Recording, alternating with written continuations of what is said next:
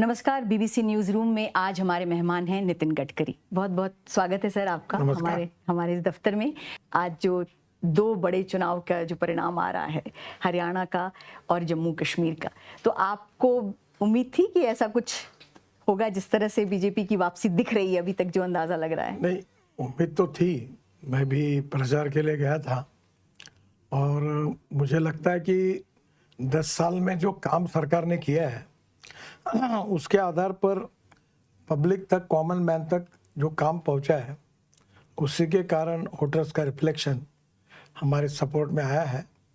और मुझे इस बात की खुशी है कि निश्चित रूप से काफ़ी रिपोर्ट ऐसे मिलते थे कि बहुत टफ है, कठिन है, पर इन सब बातों पर बात करके बहुत अच्छे रिजल्ट्स हमारे लिए मिले, जो आगे के 2 राज्यों के चुनाव के लिए भी उपयोगी होंगे।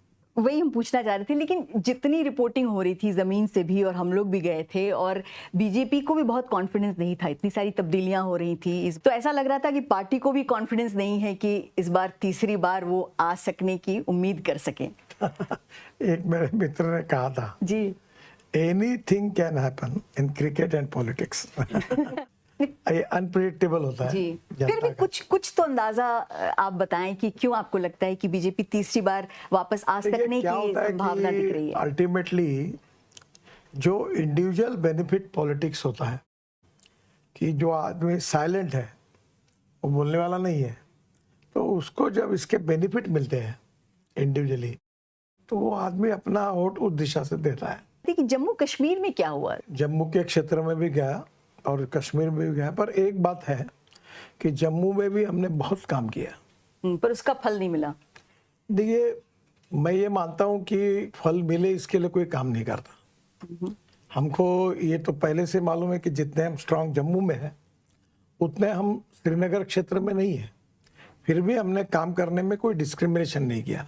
इस चुनाव के परिणाम के बाद क्या जो स्टेटहुड की बात हो रही है कि जम्मू कश्मीर को स्टेटहुड मिलेगा नहीं मिलेगा, आपको क्या लगता है कि उसमें कोई अड़चन आएगी या सेंट्रल सरकार? हमारे सामने प्रायोरिटी जम्मू कश्मीर के विकास की रही, और जम्मू कश्मीर में हाइड्रो प्रोजेक्ट से पावर जनरेट करना, जी, टूरिज्म को बढ़ाना, यही जम्मू कश्मीर की सबसे बड़ी इम्पोर्टेंट इशू है।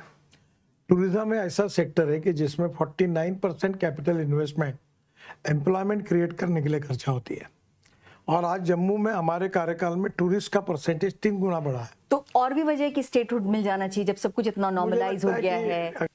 तो मेरे हिसाब से जम्मू में जो डोमेस्टिक हैप्पी ह्यूमन इंडेक्स है, जो जम्मू और श्रीनगर की समस्या कश्मीर की, ये वहाँ के विकास से है। गरीबी, भुखमरी और बेरोजगारी ये सबसे बड़ी समस्या है, और टूरिज्म बढ़ने के कारण रोजगार निर्माण होगा, और रोजगार निर्माण होने के कारण गरीबी दूर होगी। तो ये बाकी बातें जो पॉलिटिकली अलग लोग खड़े करते हैं, पर वहाँ तो आम जनता मांग रही है ना सर। हम बस ऐसी कोई आम जनता नहीं मांग रही, आम जनता विकास मांग रही है। जी, तो कहती है कि मुझे लगता है कि उनको इस बात का अभी एहसास हो गया है कि उनका भविष्य और तकदीर कोई बदल सकता है, तो हम लोग बदल सकते हैं। पर उन्होंने फिर आपको वोट नहीं दिया। देखिए, आखिर हमारी शुरुआत से लेकर इसके पहले हम उतने आगे नहीं गए। इस बार मुझे लगता है, अभी तो ये डाटा पूरा मिलने का है, जी, पिछली तुलना में हमको बहुत अच्छा वोटिंग परसेंटेज मिला। क्या आपको लगता है कि ये 370 के ऊपर एक तरह से वोटिंग हुई है, रेफरेंडम है ये, जिस तरह से इस बार का रिजल्ट आ रहा है? मुझे लगता नहीं है। नितिन, आप अपना सवाल पूछिए। जी नितिन जी, मेरा सवाल थोड़ा संगठन पर है, थोड़ा राजनीति पर है। जाहिर है पिछले 10 साल से आपकी सरकार है और आप लॉन्गेस्ट सर्विंग यूनियन मिनिस्टर भी रहे हैं, लेकिन 2009 से 13 तक इसी भारतीय जनता पार्टी के आप अध्यक्ष थे।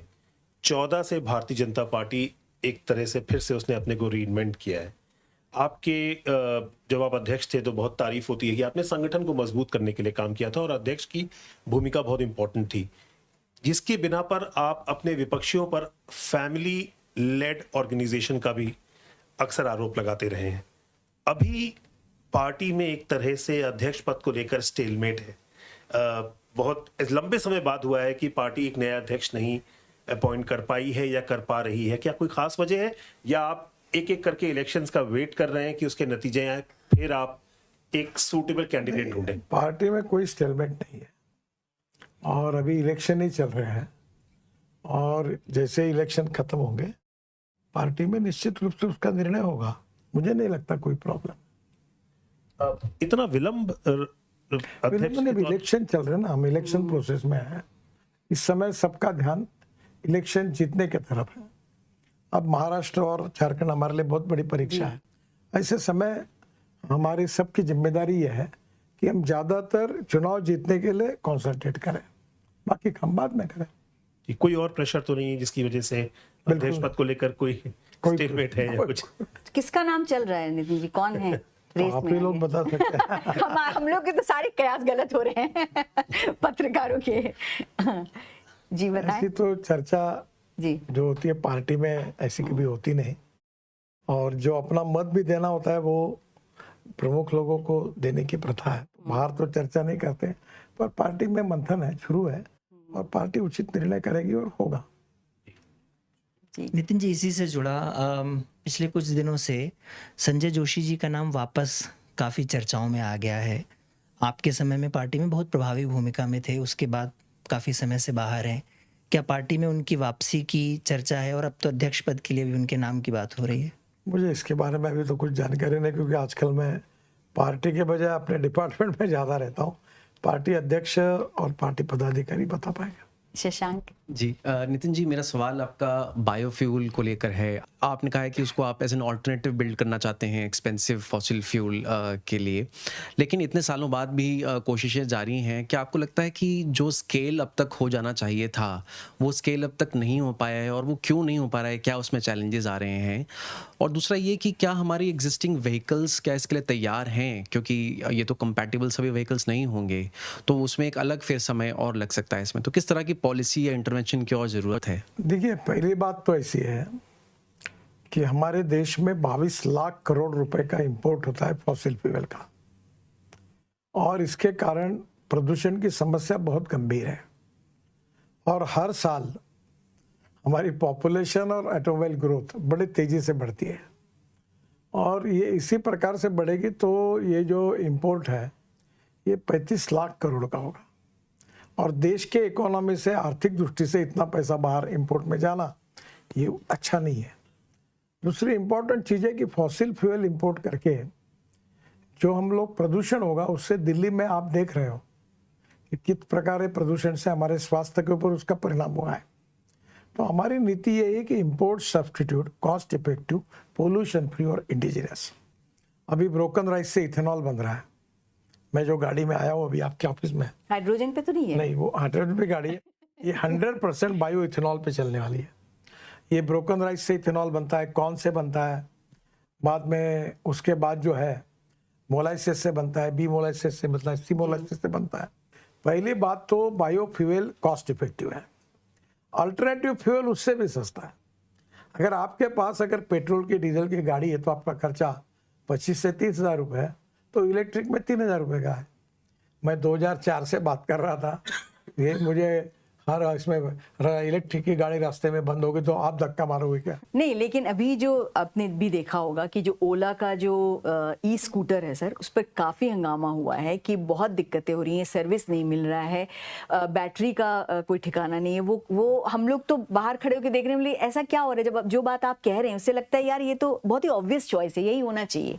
लेकिन अगर हमको आज एक गाड़ी खरीदनी है, मेरे पास इतना ही पैसा है, तो हम इलेक्ट्रिक कार शायद नहीं खरीदेंगे। पता नहीं आप लोगों में से कितने लोग जाएंगे इलेक्ट्रिक कार खरीदने। तो ये माइंडसेट क्यों नहीं चेंज हो पा रहा है? पहली बात तो अब नाराज मत होना, पर आप लोगों की दृष्टि बड़ी विशाल है। आपको बुरा क्या हुआ वो पहले दिखता है, अच्छा क्या हुआ ये नहीं, अच्छा तो ये तो बहुत अच्छी आपकी बात को एक्सेप्ट करता हूँ। देखिए, ओला का एक प्रॉब्लम आया, बाद में हमने बैटरी के स्टैंडर्ड्स भी बदल दिए। अभी कुछ तकरार आई है, टेक्निकल रीजन अभी तक मिला नहीं है। तो कुछ जगह पर ये स्टार्टिंग में थोड़े बहुत प्रॉब्लम होते हैं, और उसके ऊपर हम लोग रेक्टिफाई भी करते हैं, उसका रिसर्च भी करते हैं। और हमारे मिनिस्ट्री की ओर से जब पिछले बार जब स्कूटर में बैटरी को आग लग गई थी, तो हमने बड़े प्रमाण पर उसके स्टैंडर्ड्स तय किए। इसका भी टेक्निकल रीज़न अभी तक मिला नहीं है। अभी हम उसका स्टडी करेंगे और जो कमियां होगी उसको सुधारेंगे। अल्टीमेटली कंज्यूमर को बेस्ट क्वालिटी का प्रोडक्ट मिलना चाहिए। तो एक स्क्रैपिंग पॉलिसी आप लेकर आए थे कि जो पुरानी गाड़ियां हैं, जो 15 साल पुरानी गाड़ियां, अनफिट गाड़ियां हैं, उनको आप रोड से हटाएंगे, उनको स्क्रैप करेंगे और उनको फिर ऑब्वियसली नई गाड़ियां उसकी जगह आ जाएंगी। लेकिन अभी भी ये अनफिट गाड़ियां सड़कों पर चल रही हैं, 15 साल पुरानी चल रही हैं, जबकि आपके पास, आपके डिपार्टमेंट के पास अब आरसी है, एड्रेस है ऐसे लोगों के कि आप उठा के स्क्रैप कर सकते हैं। कई लोगों की गाड़ियां आप देखेंगे पार्किंग की जगह घेरे हुई है, वो वहाँ खड़ी हैं, उनमें पौधे उगाए हैं, वो ऐसे ही उनकी हालत हो गई है। लेकिन अभी भी क्या आप ये कह सकते हैं गारंटी से कि वो जो पॉलिसी आप लाए हो इम्प्लीमेंट हो गई है पूरी तरह? देखिए, पहली बात तो ऐसी है कि भारत सरकार ने एक निर्णय किया है कि राज्य सरकार कोई भी डिपार्टमेंट जब गाड़ी स्क्रैप करेगा राज्य सरकार, तो उनको नई गाड़ी लेने के लिए हम पैसा देंगे। तो बड़े प्रमाण पर सरकारी गाड़ी या स्क्रैप हो रही। एक तो टेस्टिंग सेंटर्स हमारे यहाँ अभी कम है, अब आप बड़े प्रमाण पर वो बढ़ा रहे हैं, और स्क्रैपिंग सेंटर में सरकार को भी स्क्रैप करना है। तो ये प्रोसेस में ये शुरुआत का टाइम है।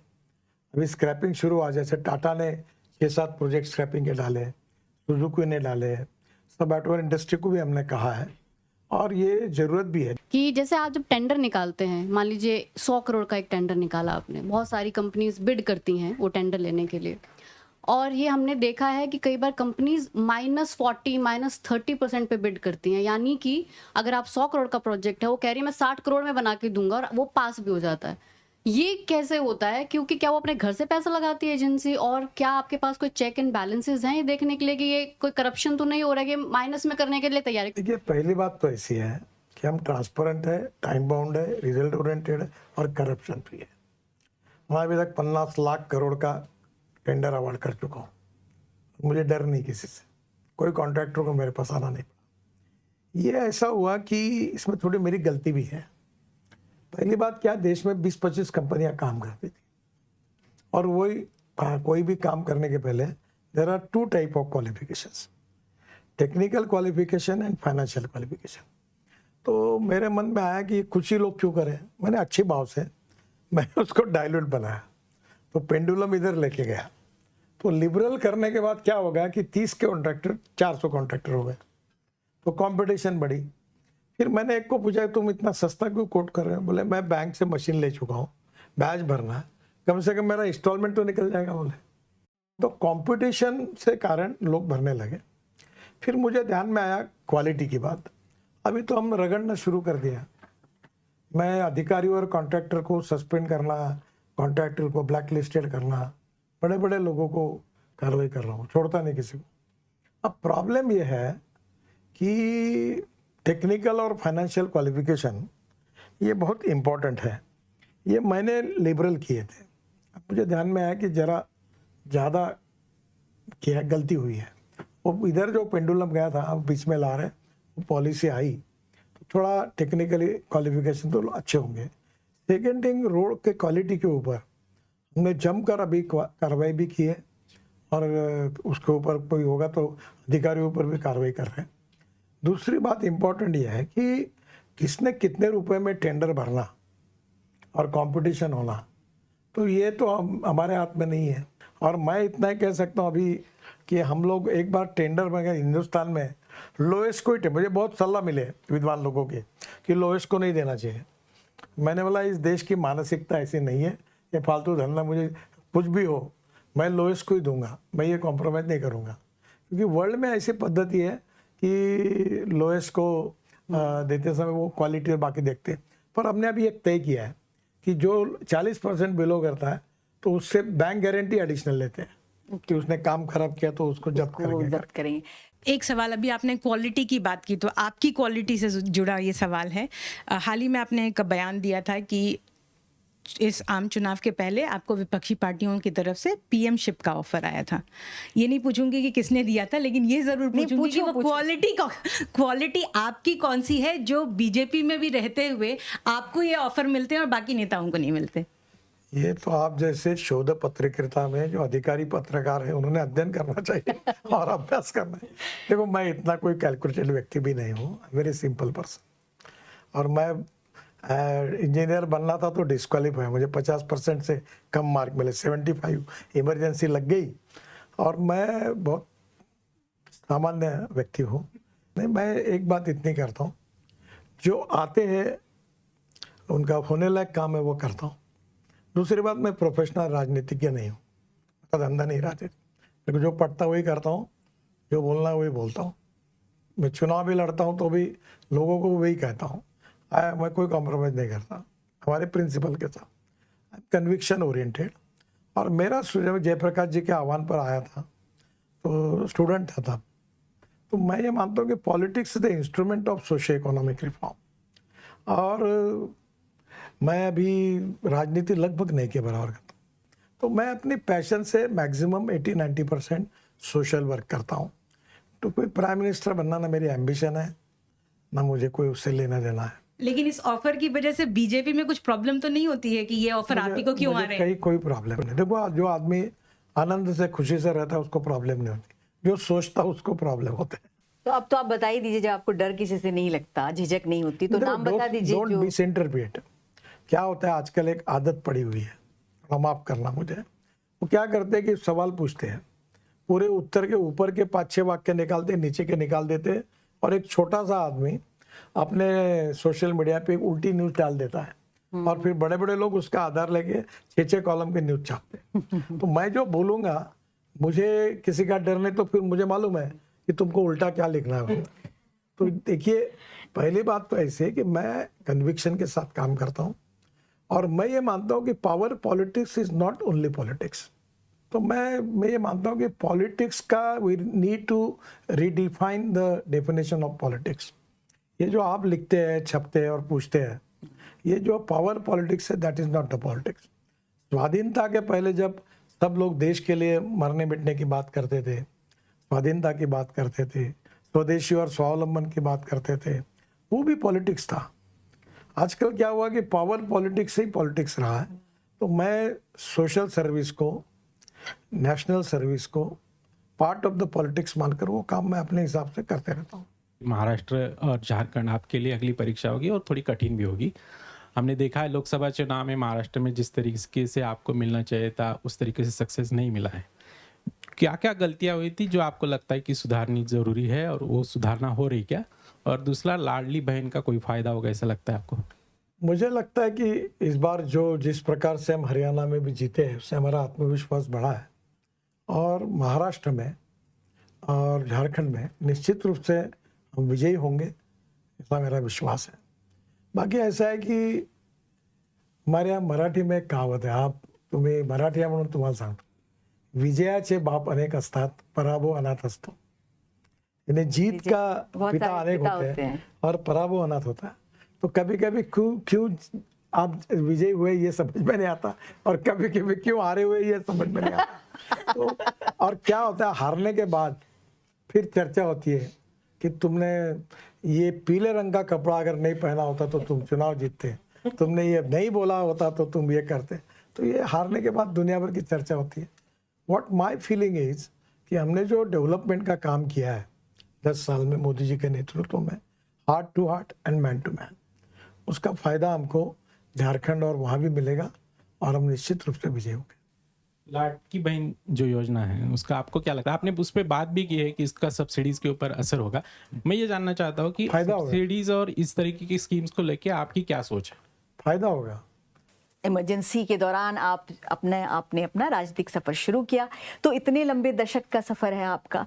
आप अब जिस पार्टी में हैं, उस पार्टी पर ये, और उस पार्टी के आलोचक उन पर ये आरोप लगाते हैं कि भाई ये इमरजेंसी से भी बड़ा निरंकुश सत्ता है।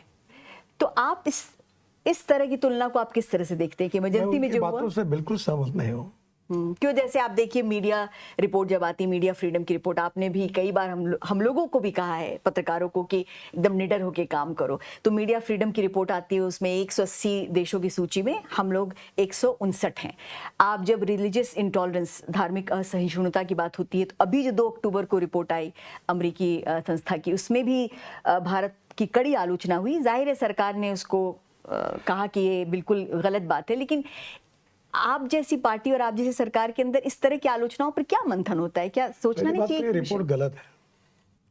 मैं आपको बताता हूँ कि भारत सरकार की इतनी हुई, उज्ज्वला योजना में गैस सिलेंडर दिया 10 करोड़ लोगों को, कई जात पंथ धर्म भाषा किसी को डिस्क्रिमिनेट किया हमने? मुझे बताओ, हमने आयुष्य योजना निकाली, बेनिफिट मिल रहे, किसी को हमने डिस्क्रिमिनेट किया? तो आपको क्यों लगता है कि अमेरिकी संस्था, क्यों आप भारत अमेरिका दोस्ती है, मैत्री विषय है, तो इसने क्या लिखना और क्या नहीं लिखना उसका काम होता है। पर आपको नहीं लगता रिलीजियस माइनॉरिटी अभी इस पिछले कुछ वर्षों में उनके ऊपर? देखिए, मैं आपको एक बात बताता हूँ, ये सारा गलत है, और ये इस प्रकार का बात करने वाले कुछ खास सेक्शन ऑफ पीपल पहले भी थे, अभी भी थे, जो प्रत्यक्ष सरकार में काम हुआ है। हमने जात पंथ धर्म भाषा सेक्स किसी के आधार पर डिस्क्रिमिनेट करना, इवन पार्टी भी, मैं तो वो भी पालन करता हूँ कि सही काम सबका करना। नहीं, वो आप करते हैं नितिन जी, आप हमेशा ही बोलते भी, और नहीं तो बीजेपी का नहीं, आप बीजेपी के हैं, लेकिन आप नितिन गडकरी हैं, तो आप अपने मन से आपकी जो राजनीतिक अगर अच्छा करता हूँ तो मैं इंडिविजुअल हूँ, नहीं, लेकिन आपकी पार्टी की आलोचना करने वाले लोग और कई ऐसे लोग जो कि बहुत ऑब्जेक्टिवली भी देखते हैं, नहीं, पर ऑब्जेक्टिव लोग भी ये कहते हैं कि इस पार्टी ने धर्म के आधार पर विभेद किया है, ये एक आरोप लगता रहा है बीजेपी पर। देखिए, बिल्कुल गलत आरोप है, ये बहुत दिनों से इस देश में चल रहा है। सेकुलर शब्द का इंग्लिश डिक्शनरी मीनिंग है सर्वधर्म समभाव, धर्मनिरपेक्षता नहीं है। और धर्मनिरपेक्षता का नाम देकर वोट बैंक पॉलिटिक्स के लिए माइनॉरिटी के मन में डर पैदा करना, यह कुछ पार्टियों का एजेंडा रहा है। हाँ, लेकिन कोई भी आपका एक भी मुसलमान एमपी नहीं, आपका रिप्रेजेंटेशन मुसलमानों में धीरे धीरे और कमता जा रहा है, इस बात को तो आप डिनाई नहीं करेंगे, आप इतने ईमानदार व्यक्ति हैं। जो चुनाव में क्या होता है, इलेक्टिव मेरिट नाम की एक चीज होती है, पर मैं आपको सच बताऊं यार, backwardness becoming a political interest. मैं भी लोकसभा में तीसरी बार आया हूँ, मैंने बोल दिया पब्लिकली, जो करेगा जात की बात उसको ठोकूंगा, नहीं नो, मेरा नहीं आना। अच्छा, मीडिया फ्रीडम पर सब फ्रीडम है, आपको फ्रीडम है, आपको तो फिर हम लोग क्यों अब हमारी सूची पे हम इतने नीचे कैसे हो गए? प्रॉब्लम तुम्हारा जो है, मीडिया के जो मालक है ना, वो कंट्रोल करती है मीडिया, शायद उनका कोई प्रॉब्लम होगा, तुम्हारा नहीं प्रॉब्लम, ना मेरा प्रॉब्लम है। सरकार का प्रॉब्लम नहीं है। अच्छा ठीक है, हम लोग फिर से समय निकाल के बात करेंगे। ये एक सवाल है जो कई सारे लोगों ने हमको कहा था हम जरूर पूछें कि हाईवेज तो बहुत अच्छे बने हैं आपके, लेकिन उस पे जो टोल टैक्स लग रहा है ना, इतना महंगा क्यों हो गया है टोल टैक्स? उस पे जो फास्ट टैग होने के बाद भी इतनी बड़ी लाइनें लगी रहती हैं, उस पे आप क्या कहेंगे? नहीं, पहले तो फास्ट टैग के बाद लाइनें लगभग नहीं के बराबर, पर एक बात है कि हम लोग जो कर्जा निकाल रहे मार्केट से, और मैं आपको भी आह्वान करता हूँ, हमारे इनविट मॉडल का जो बनाया है, अब मैं पत्रकार, सरकारी अधिकारी, कर्मचारी, उनको कहता हूँ इन्वेस्ट करो, हम आपको 8.05% इंटरेस्ट देंगे और मंथली तुम्हारे अकाउंट में जमा करेंगे। और हमारा बॉन्ड इशू 7 दिन का था, 7 घंटे में 7 टाइम्स ओवर सब्सक्राइब हुआ, तो मैं लोगों से पैसे लेता हूँ। अब प्रॉब्लम यह है कि मुंबई पुणे हाईवे बना तो पहले 9 घंटे लगते थे, आप कभी उस समय मुंबई गई होंगी पुराने रोड से, तो 8 से 9 घंटे लगते थे। अब मुंबई पुणे हाईवे 2 घंटे में होता है। अब 2 है कि बजट से, मैं मुंबई में 55 फ्लाईओवर बना है, बजट से बना तो 25 साल लगते हैं। अब वो क्या हुआ है कि इतना गवर्नमेंट के पास रिसोर्सेस नहीं है कि जिसको जनता के एक्सपेक्टेशन को हम पूरा करें, तो पूरा करेंगे तो फिर हमको पैसा बाहर से खड़ा करना पड़ेगा, और उसमें सेविंग है। जैसे आप दिल्ली से देहरादून, मैं जनवरी से आपको 2 घंटे में पहुंचूंगा, अभी आपको 9 घंटे लगते हैं। अब मुझे बताओ कि 9 घंटे में आपका पेट्रोल डीजल गाड़ी में कितना जलेगा और 2 घंटे में कितना जलेगा? तो जो बचत होगी वो दो मैं मार्केट से कर्जा निकाल लूंगा और उससे रोड बनाऊंगा, सरकारी बजट से इतना नहीं कर सकता, तो इसलिए टोल लगता है। पर अभी हम सैटेलाइट बेस्ड टोल सिस्टम ला रहे हैं। 2 चीज़ें इंपॉर्टेंट है कि टोल पे रुकना नहीं पड़ेगा, और हम लोग आपके नंबर प्लेट से कैमरा फोटो निकाल लेगा, आप जहाँ से जाओगे वहाँ से निकलेगा, जहाँ से निकलोगे वहाँ से, और उतना ही हम टोल लेंगे, तो टोल काफ़ी कम हो जाएगा। दूसरी बात इम्पोर्टेंट ये है कि टोल के इसमें से ये जो पैसा हम दे रहे हैं उसमें मंथली पास देते हैं, और सोच रहे कि और कैसे कुछ राहत दे सकते हैं, इसके ऊपर भी सोच रहे हैं जी।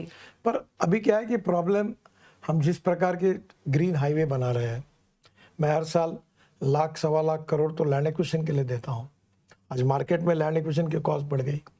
दूसरी ओर रोड में कंक्रीट रोड बना रहा हूँ, और अभी नई toll system, satellite based toll system आ जाएगी, तो आपको ये जितना उतना टोल आपको देना पड़ेगा। दूसरा, जो शहर के बीच में टोल है उसके लोगों को तकलीफ होती है, तो वो भी हम निकाल देंगे और बाहर लेके जाएंगे। धीरे धीरे इसको थोड़ा सा और जरा ये सैटेलाइट बेस्ड टोल आएगा तो रिलीफ हो जाएगा। चलिए, ये आखिरी सवाल होगा इसलिए भी क्योंकि ये आरएसएस का 100वां साल है, आप आरएसएस के लाडले हैं, आरएसएस की बड़ी इच्छा थी और ये कोई छिपी हुई बात नहीं है। जिन पत्रकारों ने आपके राजनीतिक करियर को देखा है उन सब का भी कहना है और हम सब भी जानते हैं कि आरएसएस की बड़ी इच्छा थी कि आप प्रधानमंत्री पद पर रहें। कहीं भी आरएसएस ने ऐसा कहा नहीं और मैं प्रधानमंत्री का कोई दावेदार नहीं हूँ। मैंने जैसे पहले कहा कि पर्सन महत्वपूर्ण है, person and party, organisation, party important है, पार्टी एंड फिलोसॉफी इंपॉर्टेंट है। मैं अपने जीवन में politics is instrument of socio economic reform ये समझ कर आया हूँ। संघ का स्वयंसेवक हूँ, अपने आइडियोलॉजी के प्रति बिल्कुल अभिमानी हूँ और आत्मनिर्भर भारत, $5 ट्रिलियन की इकोनॉमी बनाना, हिंदुस्तान को विश्वगुरु बनाना, ये हमारा राजनीतिक मिशन है और उसके लिए लाखों लोग काम करें, उसमें से मैं भी एक काम करने की कोशिश करता हूँ और मेरी औकात और हैसियत से मुझे बहुत कुछ ज़्यादा दिया है, पूरा संतुष्ट हूँ और अपने काम में खुश। कोई एक चीज़ जो अधूरी रह गई आपकी बकेट लिस्ट में, आपने बहुत कुछ किया, कोई एक चीज़ जो आपको लगता है कि अभी तक वो नहीं कर पाए एज ए पॉलिटिशियन? ऐसे बहुत सी चीज़ें हैं। क्या होता है, जिसके पास स्कूटर होती है, मैंने एक बार राजस्थान की विधानसभा में एक भाषण दिया था, बहुत वायरल हुआ है कि भाई जो नगर सेवक है वो इसलिए दुखी है कि वो एमएलए नहीं बना, एमएलए इसलिए दुखी है कि वो मंत्री नहीं बना, मंत्री इसलिए दुखी है कि वो उसको अच्छा डिपार्टमेंट नहीं मिला, जिसको अच्छा डिपार्टमेंट मिला वो इसलिए दुखी है कि उसको मुख्यमंत्री नहीं बना, और मुख्यमंत्री इसलिए दुखी है कि कब हाईकमांड कब निकाल देगी, इसलिए वो दुखी है। तो मैंने कहा सोचना बंद करो, जो है आनंद से रहो, खुशी से काम करते रहो और आगे चलते रहो। तो मुझे लगता है कि काम करते रहना चाहिए और मैं अपने आनंद से अपनी बातें, मेरा पर्सनल एजेंडा है, बहुत सी बातें मैं करते रहता हूँ। आप राहुल गांधी को किस तरह से देखते हैं? मैं सबको अच्छे तरीके से देखता हूँ। उनको किस तरह से देखते हैं? सबको उनके बारे में आपकी क्या राय है? मैं आपको उनके नहीं, मेरी सबके बारे में राय है कि आपको मालूम नहीं होगा, हमारे यहाँ कम्युनिस्ट पार्टी के पोलिट ब्यूरो के ये थे AB बर्दन, तो वो नागपुर के थे, मैंने उनको बचपन से देखा, मैं उनको बड़ा, मेरे लिए आइकॉन थे। फिर शेतकरी संगठन में किसान शरद जोशी थे, उन्होंने बहुत मुझे उनको सीखने के लिए मिला, उनको मैं मानता हूँ।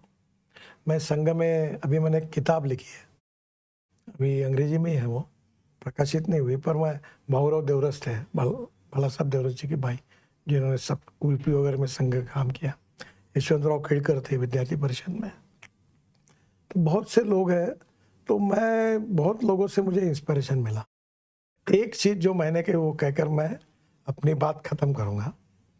मैं दिल्ली में आने के बाद मैंने एक बात का अनुभव किया कि अलग अलग प्रकार के लोगों को मिला मैं, cricketers, film actors, Bill Gates से लेकर दुनिया भर के लोगों को मिला।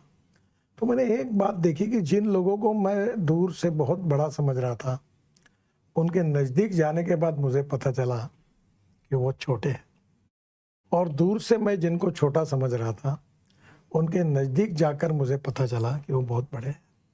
तो मैं ये मानता हूँ कि अच्छाई और गुणवत्ता का पेटेंट किसी का नहीं है। छोटा सा आदमी भी आपको बहुत कुछ सिखा के जाता है, और मेरे लाइफ में मैंने ऐसे छोटे छोटे लोगों से, और हमारे बीच में no one is perfect and no one can claim that he is perfect, उत्तम, अधिक उत्तम, सर्वोत्तम, अप टू इन्फिनिटी।